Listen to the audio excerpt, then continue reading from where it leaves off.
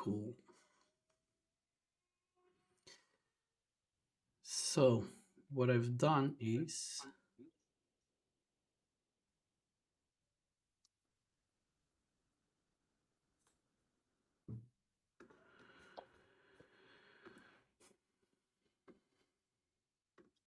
Still says awaiting.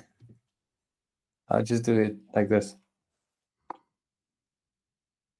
Oh, I see the stream has already started. yeah, the stream started. Okay.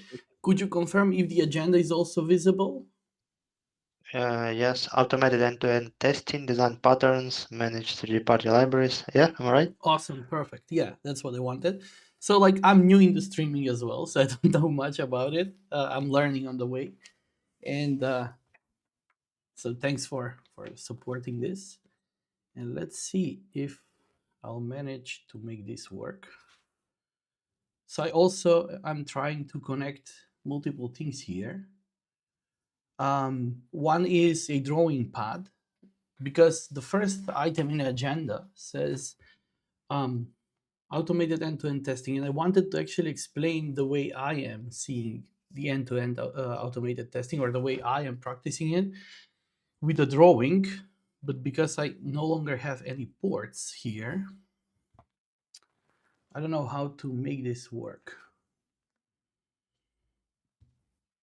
So let me see if I can open. Okay, it says no longer active.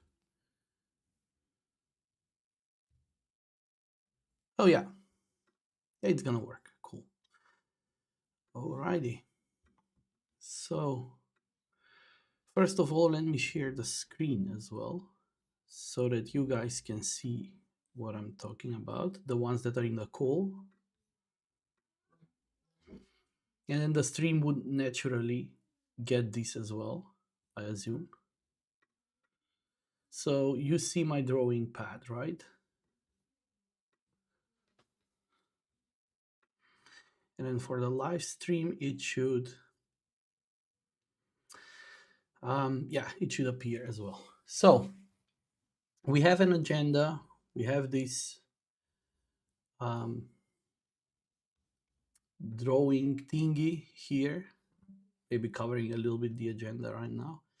So the first point, like how is this stream working? Or so every Wednesday inside the Android Devs community, we have a co-working session, and recently we started streaming this on YouTube. So every Monday I make a post where I am collecting topics that we're going to be talking during this session. And here I created an agenda on the top right corner. You can find it, you can see it. And we are going to start off by automated end-to-end testing. And if you are curious, if you are no longer not part of Android Devs community, you can go to school.com/Android Devs and you can join us, so that you can also, instead of following the stream on YouTube, you can also get in the call, suggest topics, ask questions, and so on and so forth. So it would be Android -devs, sorry, let me do this, school.com/Android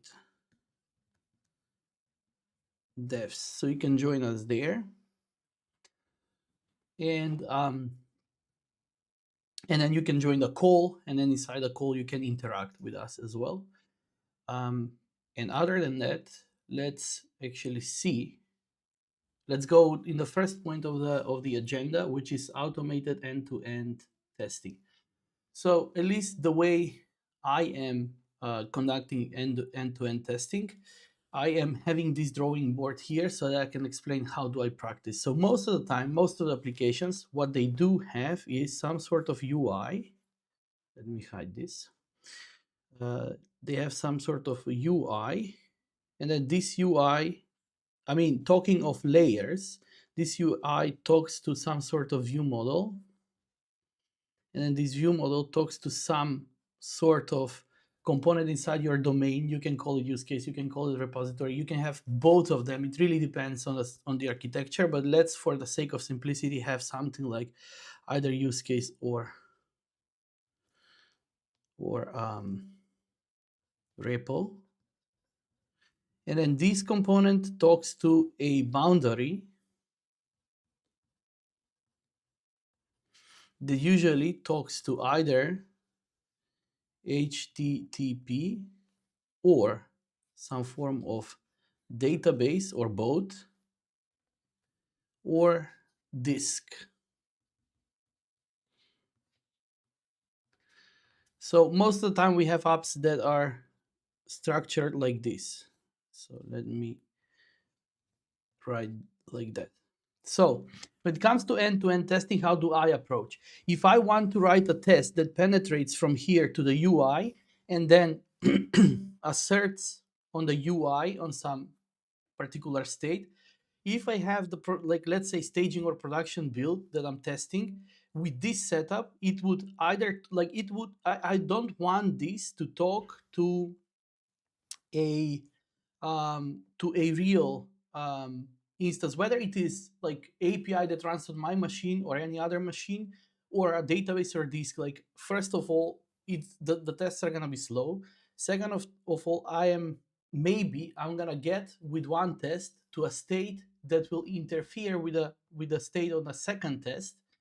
And then of course you can avoid that, but I mean, it piles up the ways of, like, the potential mistakes that may occur. And how do I prevent this? So first of all, what I do is, here I'm introducing what I call contract test. So with the contract tests, what they achieve is that any implementation, I can have in-memory implementation or a fake I can have of the boundary, and I can have an implementation that actually talks to HTTP database and or disk. And then this contract test makes sure that all the implementations are acting the same. All the implementations deliver according to the interface or the contract that they are having. And we have lots of materials inside the Android Devs community on this topic, how to actually introduce this, how this works. So in that sense, we are covered in that case. So what this contract test does is it runs on JVM, and it checks the integration between my side, my application, my world, and the external world, be it HTTP, database, disk, or whatever we have. And this is something that I'm practicing since, like, a long time ago, and I've seen it working with, regardless if you're using Ktor, let's say in the case of HTTP, if you're using Ktor, or if you're using Retrofit, or if you're using GraphQL with Apollo, or in terms of database, if you're using Room or SQLDelight, you can make it work. Like, the contract tests are working fine. Now, what do I achieve as a benefit is that now I can actually write end-to-end tests that are gonna cover basically this part. So for a boundary, I'm going to inject, for my tests, for my end-to-end test, I'm gonna inject, for each particular test, I can inject a fake, and then for each particular test, I can have specific setup that I need. For example, I can have a test that, let's say, has it says, okay, for this particular username and password, give me I don't know, wrong credentials, and then I'll make sure if the state of the UI gets to that. And this way, I am making the tests fast. I mean, as fast as they could get, because those are interaction tests, and more predictable, less error prone, and also less flaky. And by the way, we have examples for this, how actually this is done. There is a repository that you can check out, and that repository is here. And this is a repository that we are using inside Android Devs community a lot for different learning purposes. So you go to my GitHub, there is this Android Devs app, and you can find this project there. And basically in this project, am I back? Hello, Eric. Yeah, Yes, you are. Sorry about that. So am I back? Hello, Eric. Yeah, Yes, you are. Sorry about that. So like You got I'm you got having cut issues off. with my connection. Yeah, I tried to say that too. You got cut off where you just you just started talking about the repository. Yeah. So we can find the repository here on GitHub. It is, I'm gonna share a link probably inside the stream as well. It's my GitHub and then Android Devs App. So you can find example there. I'm gonna open it inside Android Studio itself here to just show the example. So if you go here in the login test, so basically I am introducing a in-memory repository for authorization here. And then for each and every test, I can set it up differently. So I can say, for example, set up out repository with this email and password, and then try to type that email and password in the UI, submit, and then make sure that I have successfully passed the authorization. So this is an example of what I tried to explain basically here. Wait a sec. In this drawing. And as I said, we have examples inside Android Devs community. If you are following only on YouTube, you can join us inside the community and we can dive into deeper details on this. But basically, this is how I usually test the applications and how I structure the code. Cool. Now we no longer need this. Let me close it. And we can jump to the second item of the agenda. Let me make a little bit of space here. Cool. So next up in the agenda is automated end-to-end testing design patterns. So particularly, there was a question about design patterns inside the topics. I'm gonna repeat myself. So every Monday inside the community, I'm making a post collecting topics, what we're gonna be talking in this co-working session. And basically here on the top right corner, you can see the agenda. And the second item is design patterns, or in particular, there were few design patterns that were asked. Those were adapter, builder, factory, and facade, or I don't know if I'm pronouncing that correctly in English. So let's actually talk about design patterns next. Let me close this project for now because I have this other one. Now, when it comes to design patterns, it's great to actually be aware of them. I'm not sure how much beneficial it would be if you know the internals of them, or if you will be able to recognize the patterns everywhere around the code. I'm not sure how beneficial it's going to be, or whether you should focus on actually learning too much about them, or like, obsessing. But it's good to have a knowledge about the design patterns. There is this book, Gang of Four. Basically, there are 4 authors that created or introduced these design patterns in software in general. And those are split in 3 categories, which are creational, structural, and behavioral. So every design pattern belongs in one of these groups. Now, in particular, the person inside, I think it was Anthony, asked about adapter, builder, factory, and facade. So let's actually look into those. So the first one, adapter, is basically adapting one sort of types or data into another. And the most trivial example that comes to my mind is, for example, let's imagine that you're having a database or HTTP and you are getting some entities from there. But now these entities you are not using inside your domain. So what you do is you are mapping them or adapting them. So let's actually make an example. It might make it easier for understanding. So let's imagine that I have one type that is coming from the backend. Let's say it is serializable data class user. Is the code visible, by the way? Now this user may have, let's say, ID. username, I don't know, age, for example. Now, this I am making it serializable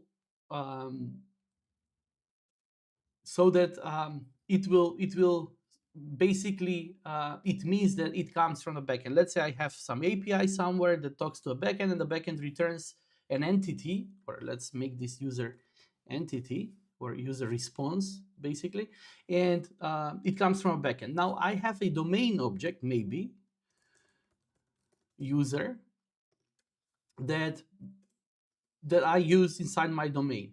Now I want, like, this user is gonna have the same properties, let's say, or maybe slightly different properties.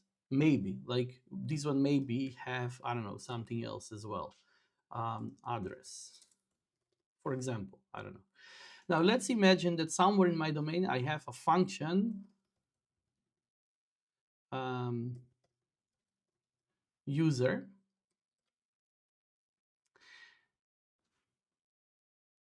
and then or okay, doesn't matter, let's say that's the function, but I have another function that talks to backend, and then that backend returns to me user entity. Now I want to call my function, but this user entity does not fit here, so I have to adapt it or change it. So I have to basically convert it. So I can do user is gonna be a user, and then I mean how I'm gonna convert it doesn't matter. So here I can make it inline conversion. I can do something like with user entity, user ID, username, age, and then empty, and process user, something like that. Okay, because of this to do, it says it is unreachable, but this is the basic form or the simplest form of adapting things. Something that we are using very often on Android, or we were using when we are still using, like with the recycler adapter, for example, or the recycler view. We have some sort of domain data, and we want to display it on the display. We want to render it. So this data comes in a form of data classes, let's say, and then we are passing that into adapter that actually has view holders. So each item inside this, each type, each object inside this collection, we are actually creating a view holder, and then we are assigning the values that are coming in these objects into properties inside the view holder, which are mostly UI elements. So that adaption, I should say, I guess, of the data from pure data into UI is also basically adapting the things. And there we are also having adapter pattern. Okay, that's about the adapter. Let's talk maybe about Bulder. So Bulder is something that I'm using a lot when it comes to, especially for testing. So for example, I have, let's say, this contract test that I mentioned. Oftentimes I have responses that are maybe big, or I have some domain objects that are big, and I don't like, for tests, I don't want to construct full objects. So let's say this user that I had here,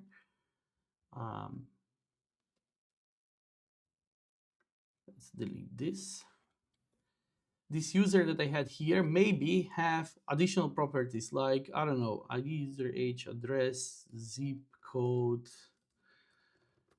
It can have like a lot, maybe 10 properties. Now for tests, I want to create distinguishable users, but I don't want to pass, like, for the test, it's irrelevant all these. Let's say only the ID is relevant because I just need to distinguish distinct users. So how can I do that? So instead of constructing user and passing all of them because they are all needed, I can use Bulder pattern so that I can use some defaults for the user for each of these properties. Now the basic design pattern would be creating a class that we can call builder, and then it's gonna include all these properties as variables inside so that we can change them. So it would be something like this. Let's say user builder. And then I'm gonna have these as variables. I can have them even private, or I can keep them public, doesn't matter. And I can assign some defaults to them. Or 0, basically.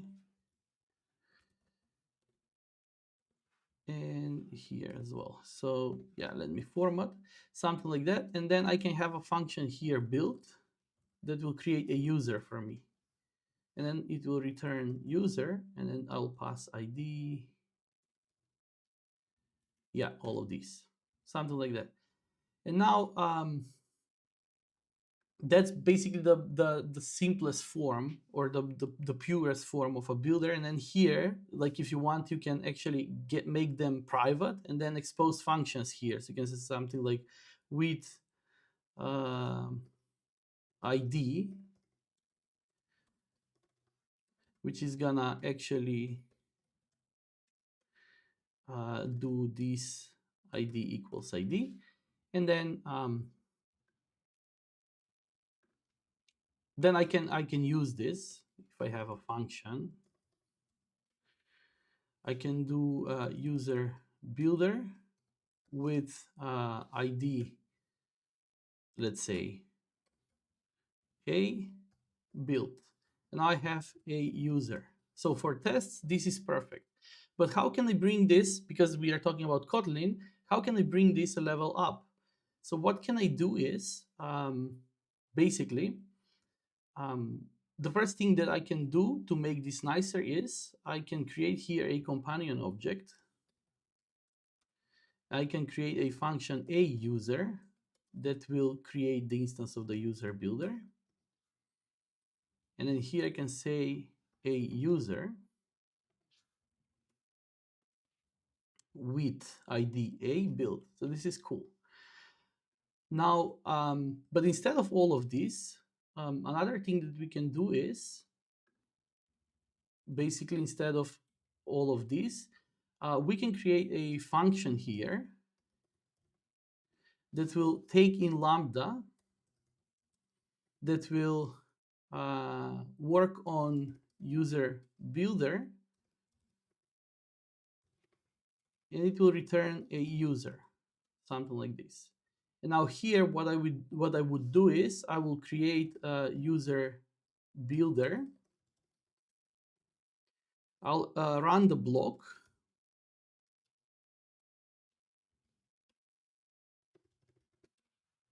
On the user builder, and then I'll return user builder build.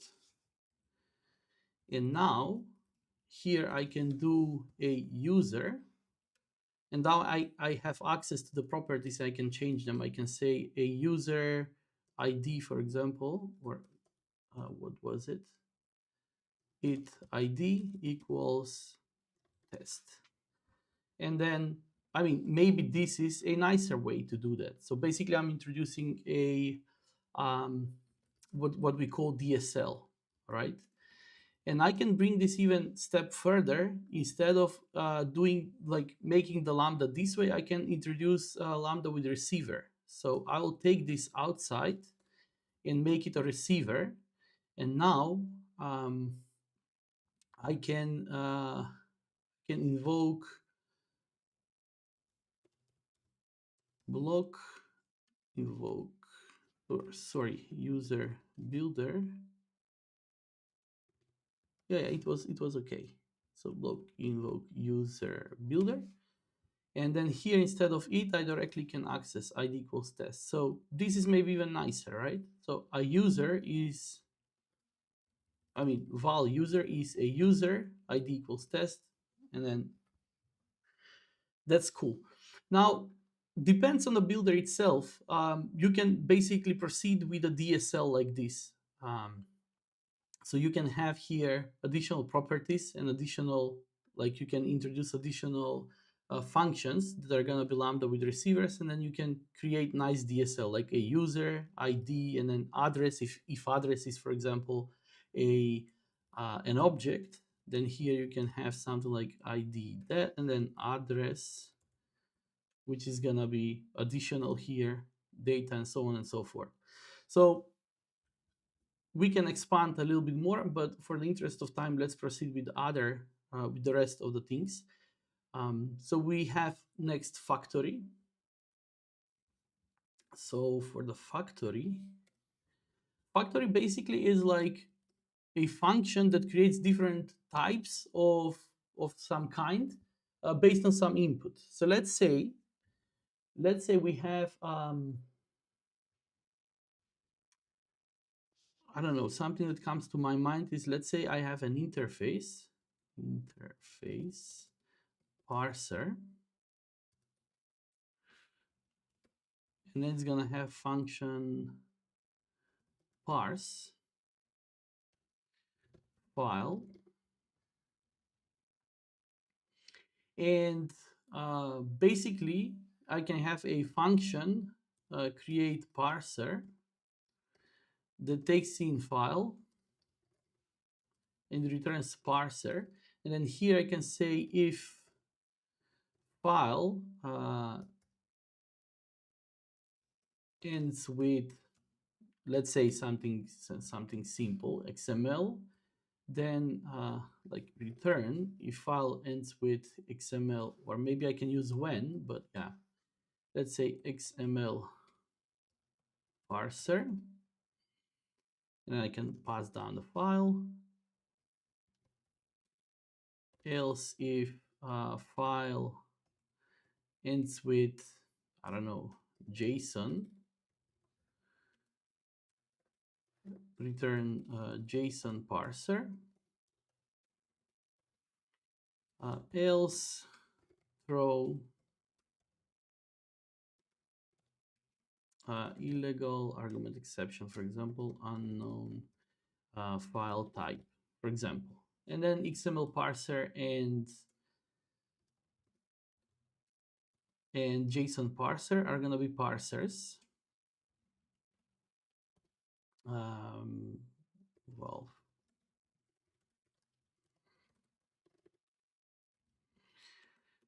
oops.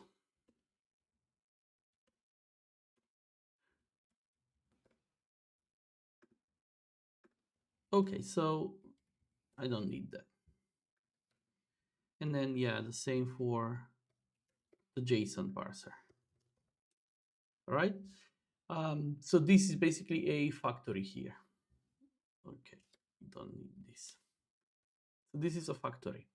But of course, because of the nature of Kotlin, we can make this even cooler. We can basically introduce here a companion. We can say create, like we can have a function create from file string parser, and then we can bring this there, and then here we can say create parser. It's gonna be something like parser create from file.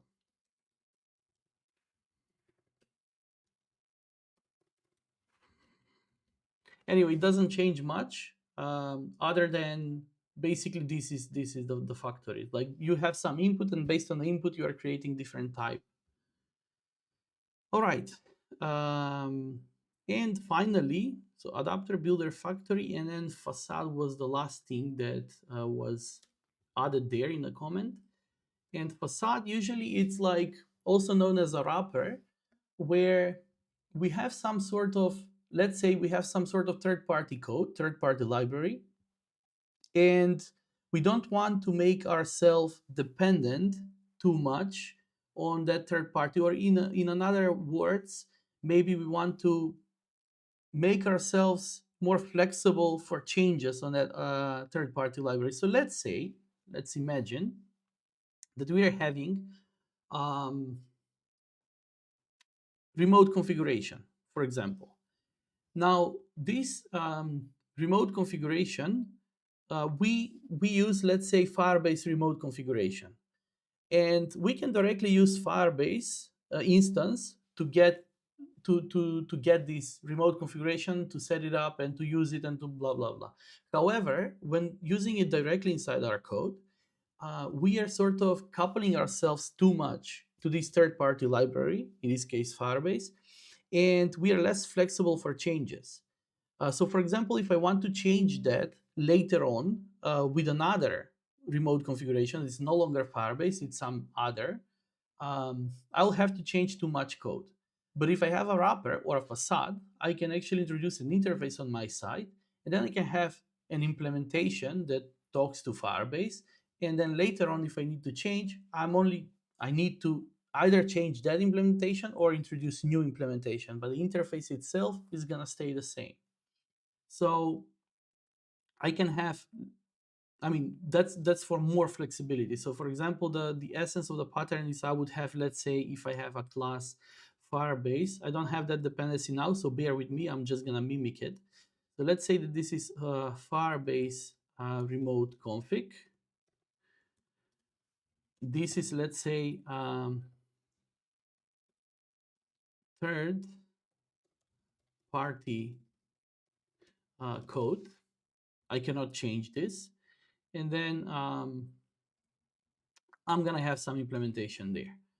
Now, if I, in my classes, for example, this, let's say if I have class some or I don't know, yeah. Then I have remote config. And then I use this remote config here. If I need to change this Firebase remote config, if I have to replace, I'll have to go inside my domain code and change it. That's a little bit less flexible. To become more flexible, what I can do is I can introduce a wrapper. So I can have remote config. And then inside here, so I'm gonna use now my remote config. And then inside here, I'm gonna wrap this Firebase remote config.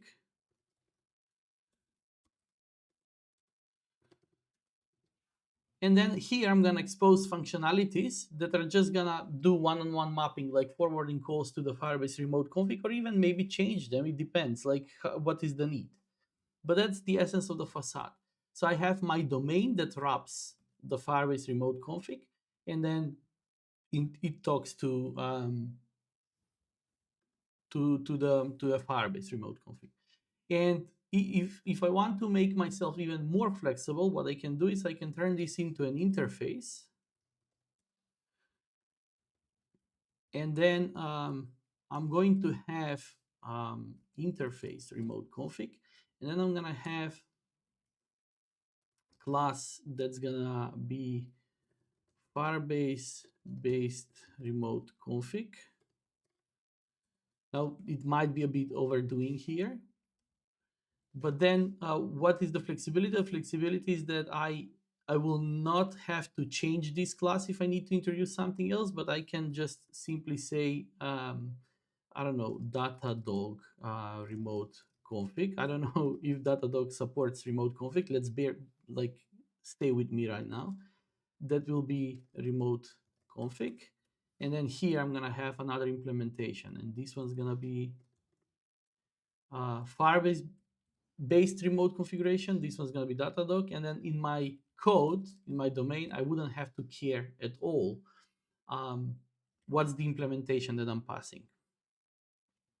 Hopefully that makes sense. So that's the facade. And this brings us nicely to the next topic in the agenda, which is managing third-party library code for reusability. So Arpit, I don't think he's in the call, he made a question about he's introducing some sort of third-party library in his code. And he asked me, how can I how can I wrap this code so that I can reuse it across my application without having to repeat myself? And this is actually the answer to that. So we could introduce an interface or real implementation, doesn't matter, like concrete not real, but concrete implementation, where we are gonna wrap the third-party code.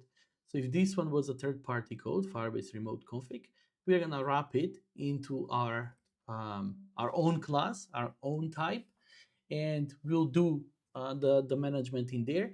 And basically, we can reuse this class across our code. And if we need to change that third-party library, we will have to change only that class. So in that sense, we are also aligning with the single responsibility principle in terms of not having to change. I mean, that class will have only one reason to change, basically. Okay, or we are basically minimizing the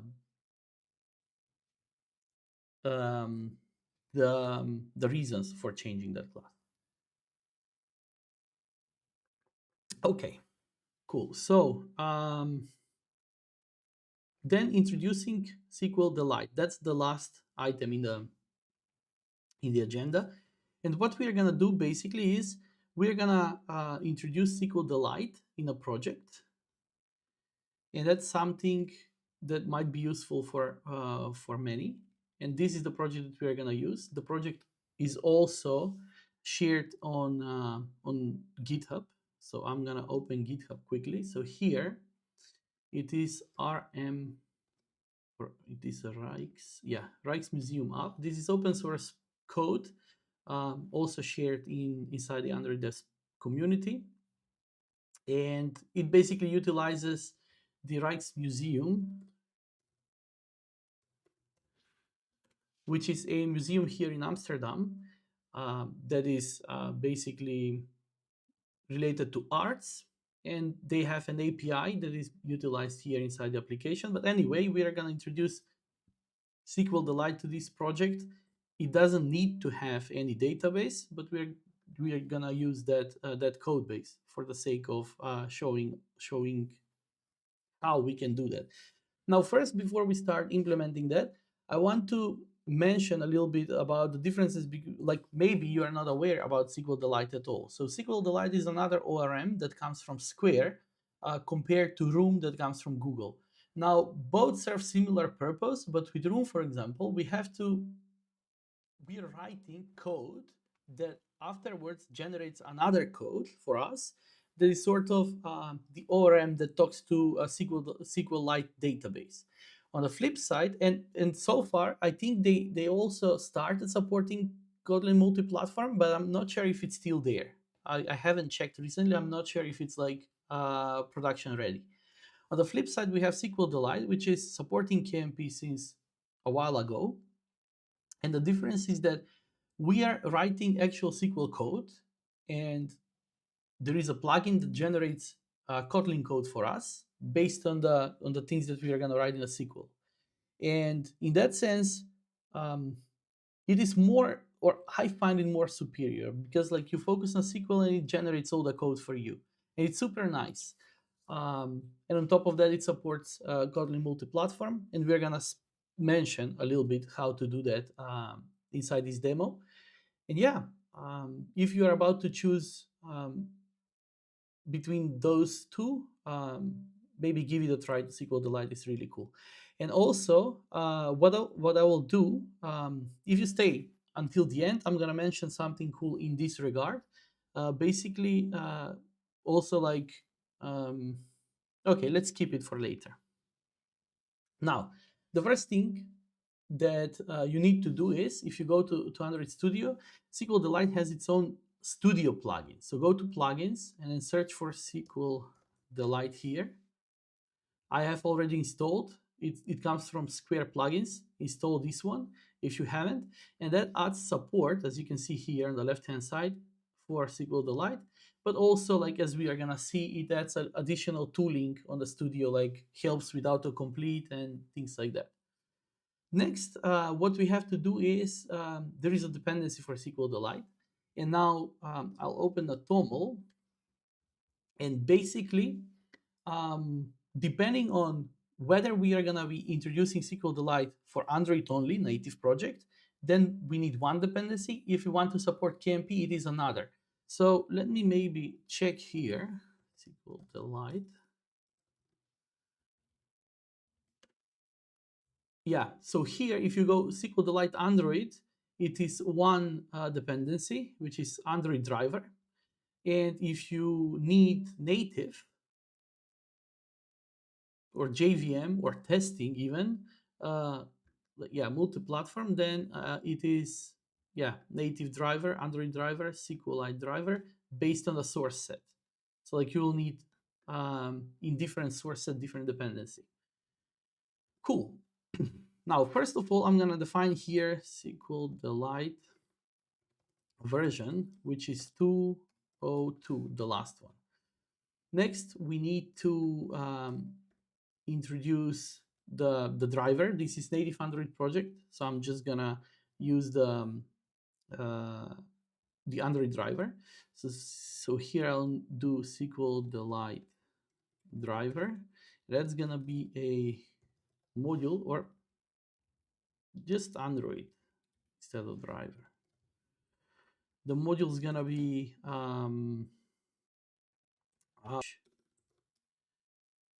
SQLDelight Android driver, and the version reference gonna be the SQLDelight version. Cool. I think, let me actually copy paste so that I don't make any mistakes.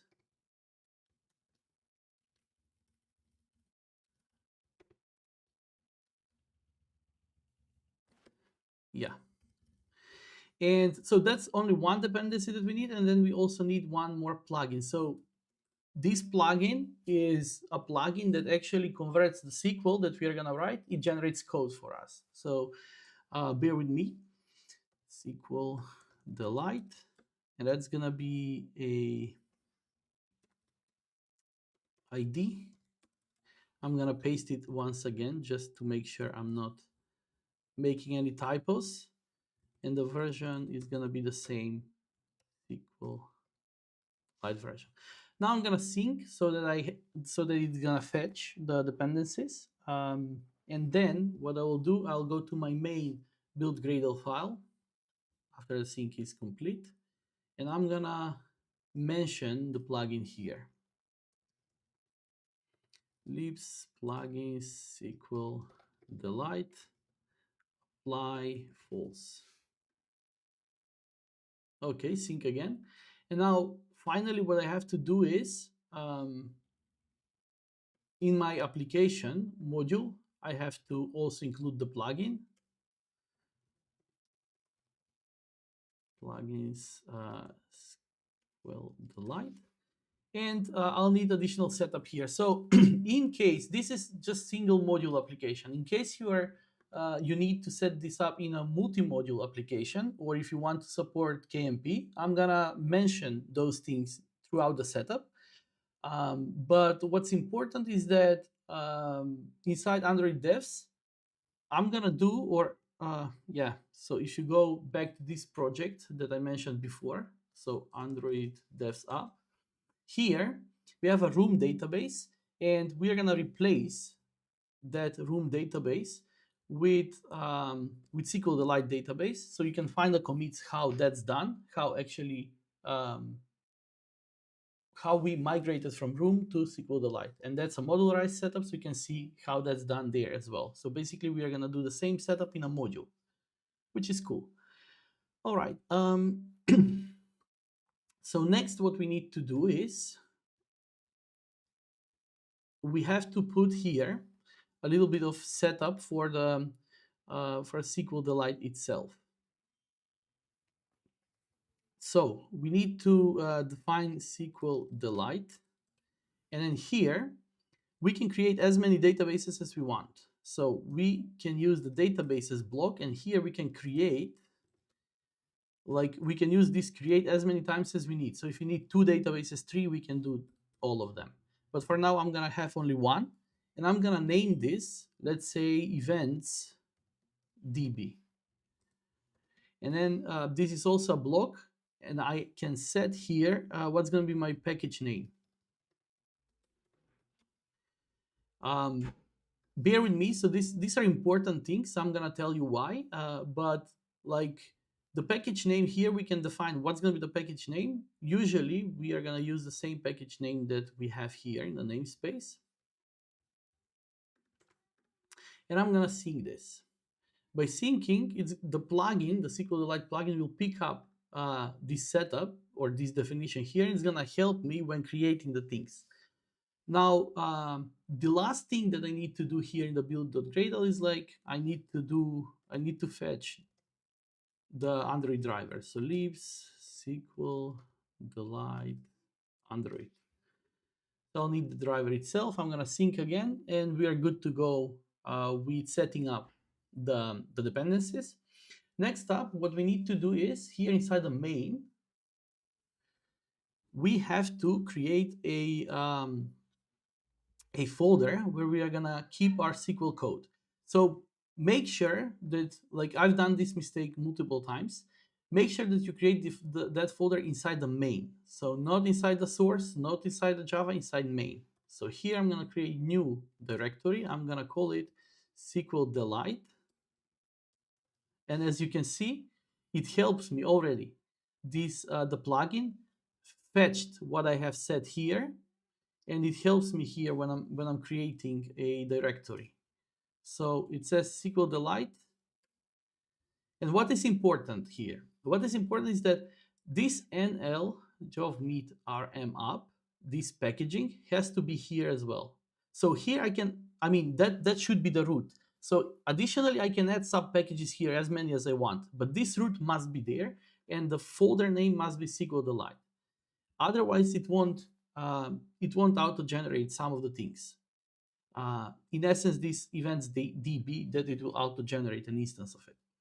Cool. Next up here, I can create SQLDelight files. And basically, it already helps me with like defining table migration or a file. I can start with a file, and the file I can call it, let's say, event entity.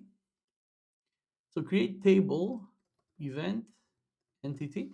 So basically here we are writing SQL code, and the plugin itself will generate code for us afterwards, and we are going to see how we can use that. So let's say that the entity itself is going to have event ID that's going to be text, and it will be primary key, not null. Then let's say that I'm going to have event name text, not null. Cool. Now that's my entity. Let's keep it simple. My table, basically. And now I can define some queries here. And how do we define queries? Is first we can write a name for the query, which later on is being translated into a function name. So here, if I say fetch all, for example, that's going to be the method name that will be generated later on. And after that, so I do fetch all, then column, and then here I can write some SQL. So I can say something like select star from event entity. Then I can say insert or add, and add's gonna be insert into event entity, event ID, and event name. And then values is gonna be question mark, question mark. Cool. Now this add will create a function that will take two strings, ID and name, because those are strings here. If I want to make it take an event entity object, add event, let's name it, it won't make overrides, I think, so we have to have distinguished names. I can take this whole thing here and say values, basically just question mark, and then it's gonna work. And then ultimately, let's say I can have delete.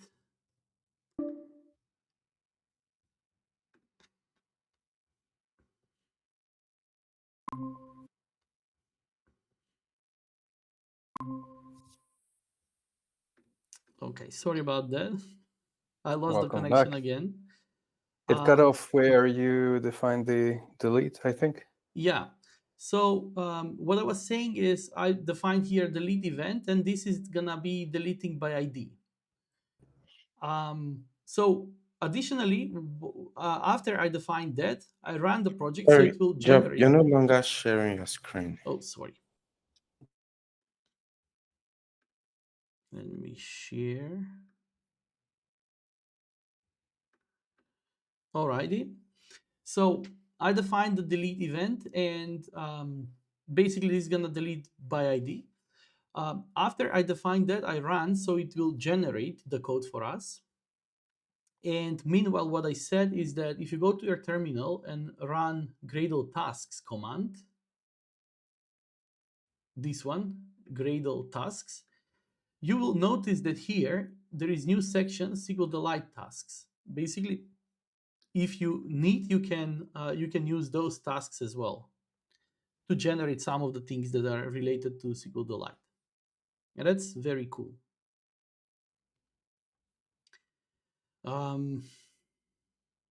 Okay.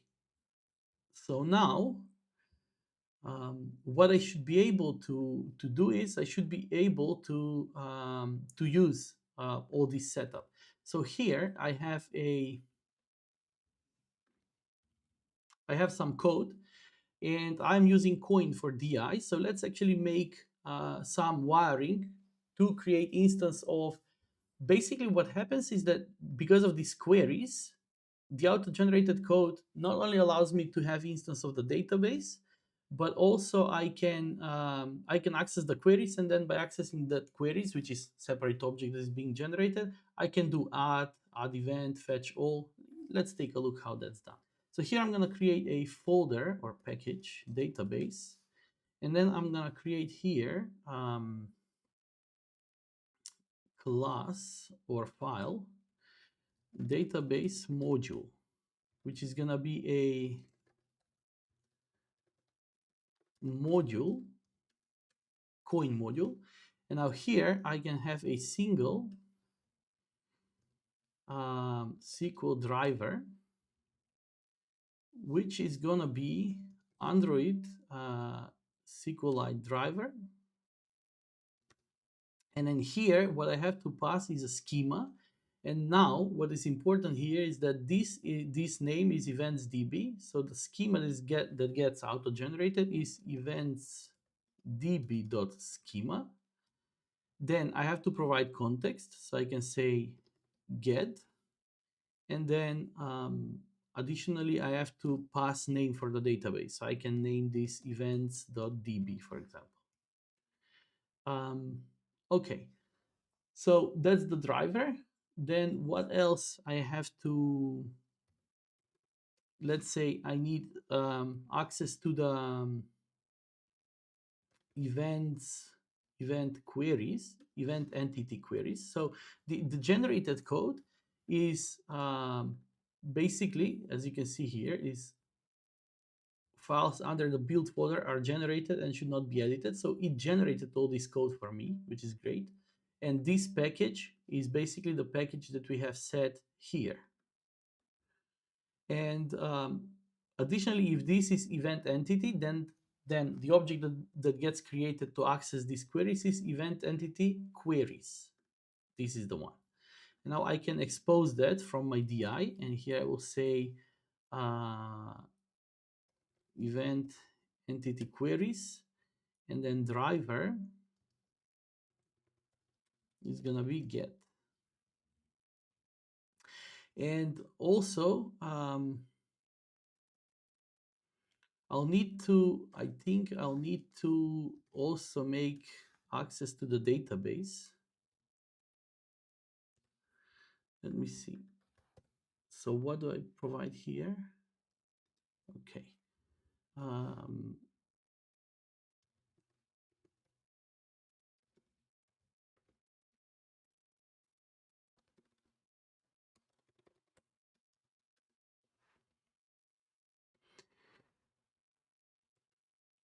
So here I can say events db evoke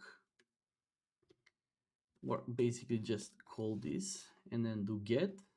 And this get is gonna get the driver. So I'm creating the driver, creating the database, and then the queries. Okay, basically it takes drivers. So I don't think I need access to the database, but in case you want to have, you can actually expose it this way too. And then you can include this module into your application.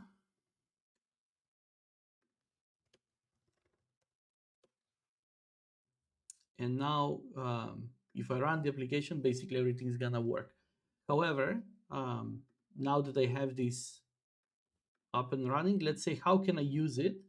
Let's imagine that I have some sort of events storage class, and then this one is going to take queries, event entity queries, and then here I can have a function load events, let's say. And now here I would do queries fetch all. You see, fetch all is this name, this function was generated based on what I wrote here. And as you can see, it is already blue now, meaning that it is being used. So this is super cool tooling that they've done. So fetch all, and then fetch all returns back query, and then I can actually also execute it as list. And then I'll have to map this into an event. Again, the pattern that we spoke about before in the stream, the adapter. So I can do here it to domain, for example, or to event, something like that, regardless, and then return on this. And here I'll have a private fun event entity to event. And now event's gonna be, let's say, my data class that's gonna have ID and name. So this is my domain type. I don't want to interfere my domain or mix my domain types with my database types. And here I would just say return event. And then here I would say event ID and event name, like that. Cool. This is how I'm gonna use the queries. And if I want, I can insert things. I can say queries.add. So add takes two strings, as I mentioned. Add event takes the whole event. The difference between these two, add and add event. And then we also have deletion. Alrighty, I think that should wrap it up. I'm gonna make a commit of this, and basically you can find it in both repositories. So inside Android Devs Pro, you will find the migration, and in the modularized setup.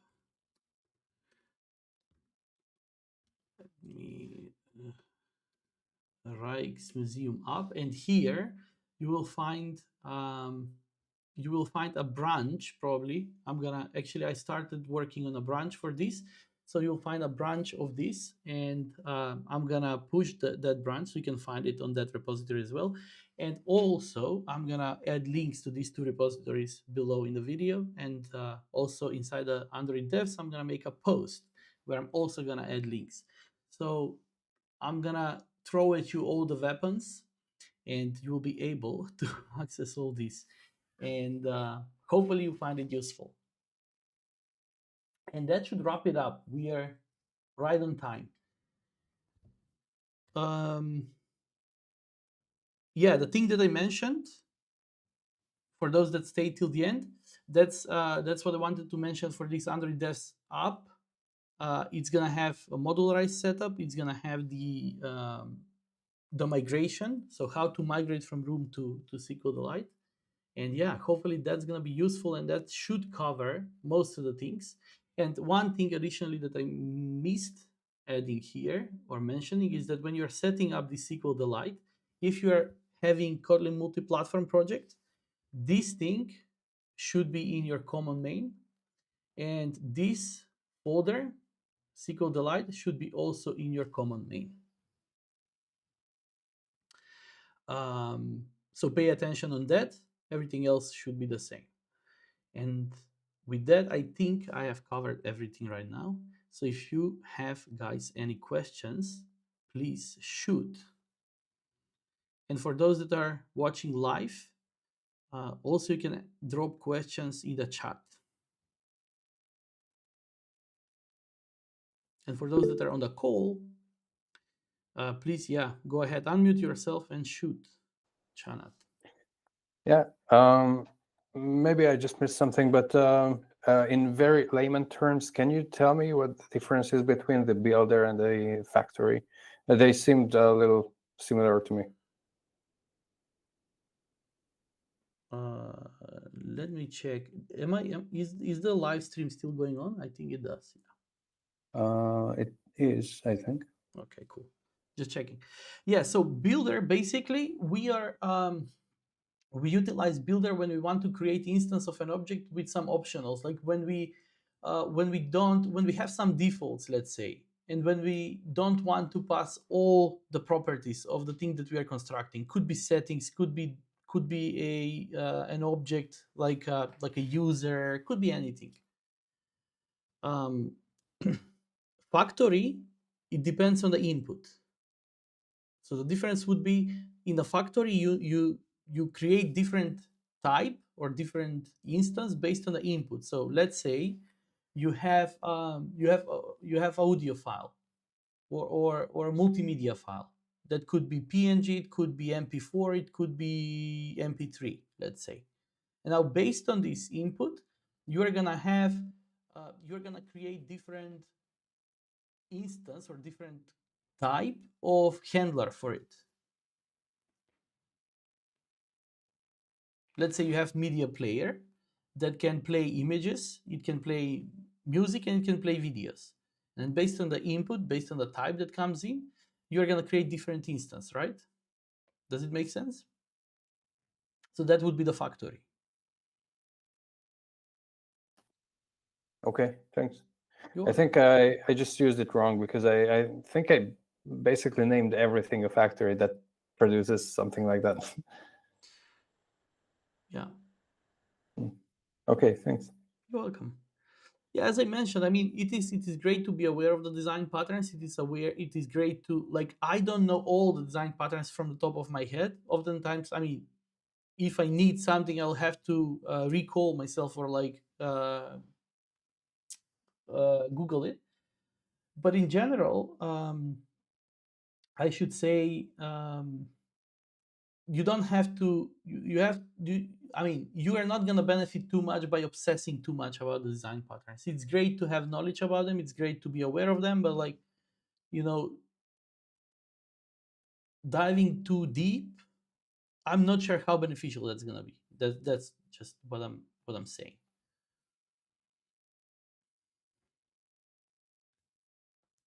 Arpit, hello. We did cover your question, by the way, and also because we were talking about some design patterns, it actually brought us like your question while we were talking about the facade pattern. It was nice intro into your question, basically, and how we could utilize the facade pattern to actually wrap your third-party code, third-party library, and make it reusable. Oh, okay. Yeah, I will watch the recording. Thank you, Joe. You're welcome, man. Anthony, go ahead, shoot. Yeah, thanks, Jov. Hi, everyone. I wanted to find out, you mentioned migrating from Room to SQLite. So I was wondering, is it also possible that on one project, we have different modules? One is Room, and then the other is SQLite. Can it work that way? Yeah, so first of all, SQLite is the database that is being used regardless on the ORM. On Android, we have SQLite, that's the database itself. And it works with query language, with SQL language. and Room or SQLDelight are ORMs on top of it. So basically, it's a wrapper around the database that allows you to, it just exposes some APIs for you that you can use the database easily, because you can have direct or pure access to the database, like open connection, do some queries, do some operations, then close the connection. That's something you can do as well. But they introduced these ORMs to make our lives easier. Now, if you are about to have different modules, and then you have, let's say, SQLDelight in one module in another room, that's definitely possible. And it really depends whether you are going to use the same database or different. So if you're using the same database, I mean, it is possible, but I'm not sure about the use case. Why would you do that? But if you have different databases, probably it makes sense. Like, I mean, again, why would you maintain both of them? Like, if you, it's not impossible, but I'm not sure about the use case. Why would you do that? Hopefully that answers the question. Yes, it does. Thank you. Awesome. Yeah, Arpit, go ahead. Yeah, sorry. Earlier you mentioned, Joe, there is a facade pattern. I'm not completely familiar with that. Can you describe a little bit about what is that? Yeah, if you watch the recording, I basically walk through how it is working. But basically, Facade is like, you can consider that as a wrapper, where you wrap the third-party library into your own code that you can control. And then the idea is that you want to decouple yourself from the third-party library and make it easier to change it later on. So basically, if you have this wrapper, you have single point of access to that third-party library, so that you're not going to change all around your code, but you have single place of changing. And if you need to replace it later on, let's say we had an example with Firebase remote configuration in the recording. And then let's say Firebase remote configuration is concrete thing that comes from a third-party library. If you use it inside your code all around the place, and you need to replace it later on with another remote configuration, let's say self-made, then you are going to have pretty much a lot of work to replace it. However, if you have a wrapper around it, you only change the wrapper. I see. And it also makes... Yeah, go ahead. Sorry. It also makes sense to like add a test cases, so it's easier to test when we have a wrapper, right? Yes, absolutely. That's what I wanted to, where I was going next. To make it even more flexible, you can make this wrapper like an interface and then a concrete implementation, so that you can have, let's say, an implementation for testing, an implementation that does the actual work. And additionally, like, if when the time comes to change it, or maybe introduce new sort of remote configuration, you can just make new implementation and delete the old one. Yeah. That makes sense. Thank you. You're welcome. Chanat, go ahead. Yeah, it just made me think of another question. So basically, can we call the store objects we have sort of a facade, because they can, I mean, they can talk to the caching layer, they can talk to a database layer, and we don't care. We just want to retrieve an object. So does that? Okay. Yeah, it is in a way a facade. Okay. Yeah, you put that behind an interface, and then you have an implementation. Okay, thanks. Eric, go ahead. Let's make this one last question, Yeah. because we are quite a bit over time. Okay. Hi, everyone. So I think for me, I'm a bit confused between the difference between the facade pattern and the strategy pattern. Like, I don't get the differences between the two. Between facade and which one? Strategy pattern. Oh, yeah. To be very honest, I'll have to revisit that. I'll have to remind myself how it worked internally. But yeah, I mean, some of the patterns do have similarities, do have overlapping, I would say. And yeah, there could be a confusion, but I don't remember exactly. Like if you ask me about the visitor pattern or the strategy pattern, I wouldn't recall everything to be able to answer the question right now. So I'll have to look into that. Cool. Sorry about that. No worries. Okay. All right, cool. Guys, thank you so much. It was really fun. And once Joe. again, for those that are watching on YouTube, if you want, you can join the Android Devs community. I'm gonna drop a link below the stream, so that basically you can also share some topics that we are gonna work on the next stream. And every Monday, I make a post where we are collecting topics, and everybody who will contribute there, basically we're gonna make those questions answered here with concrete examples, or like the best I could potentially do. Hi, Joe. Hello, Duak. Yeah, before you leave, I have a question for Anthony. Sorry, Anthony, are you able to access school locally, like the school platform? Mm-hmm. If Hello? I can access now? Oh, yeah. Okay, so Uduak, when you say locally, what do you mean? Like from Nigeria here, because I'm having issues.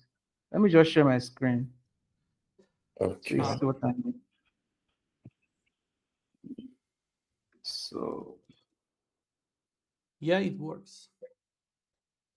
let me just share the entire window. Where is it? Okay. Can you see my screen? Yeah. So when I access code, this is what it just brings up. Yeah, there was a banner that they are gonna be maintaining for 2 hours. It's gonna be off. So probably that's what happens. So for 2 hours, it's gonna be down the whole platform. Wait, like, I had this issue before prior to now, and I told you that this was what I've been saying since. So have they resolved it? Because I've been accessing school through my virtual machine, and my virtual machine is hosted in Sweden. So I just want to know if they'll be able to resolve me us accessing it from this part of the world. Because the last time I told you it was the same issue. But if there's a maintenance notification today, I'll check back later. For the maintenance today, there was a banner that there will be maintenance. I'm sure about that. But for the access, I don't know. Like really, I don't know. I'm not into the platform. Okay, so I said that that would be last question, but there are a bunch of others. So let's actually make that one last. So first, Arpit, I don't know, 12:30 EST, probably that's correct because it starts 5:30 Central European time. Let me see, 5 or actually 17. Let's try it here. So 17:30 Central European time to EST. So it is 11:30 basically. It looks like. Oh, okay. Yeah, because So in my Central calendar, European Standard Time.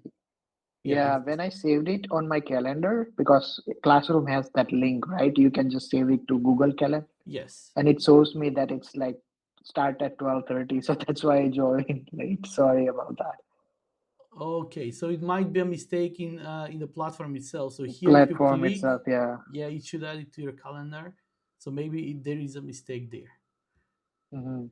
Okay, yeah. Cool. Glad And to then know. Thank you. you are welcome. Sorry about that. And what was Anthony? You had a question. Let's make that one final. Oh, okay. So it wasn't a question. I wanted to respond to Uduak. Okay. Go ahead. Yeah. Well, Uduak, I'm currently not in Nigeria. So yeah. So Probably that will explain it. but again, Job, the thing you're talking about, I don't think that's what he's experiencing. The maintenance thing. I don't think that's what Uduak is experiencing. Yeah, he had issues. Like the platform itself was pretty irresponsive about the requests, because in some parts, in some countries, they cannot access school at all, and I reached out to the platform support. They didn't answer anything. I'm aware of the issue, but I'm not sure how can I help, really. And I know that That's Uduak is using my virtual VPN machine. to access it. Yeah, that was very bad because I raised a service request and they just basically blanked me out. They were like, "There's nothing they can do." I'm like, I subscribed for a channel and they're telling me there's nothing you can do. How do you want me to, if I don't have access to my virtual machine, so how do you want me to go ahead with this? They just basically didn't respond again. Yeah. Okay. So let's wrap this up. Thank you so much, guys, for attending. This was fun for me a lot. And thank you for everybody who was contributing for the topics and also who contributed here in the questions. Looking forward for the next week. Hopefully, it's going to be even more fun. Yeah, I couldn't be more thankful for your time and attention here. I really appreciate it. Hopefully, you're getting some value from this. So, yeah, let's rock and roll till the next week. Cheers. Thank you, All right, Joe. everybody. Thank you, Joe. Bye, everyone. Thank you, Joe. Thank you, Bye-bye. guys. Bye bye. Bye bye.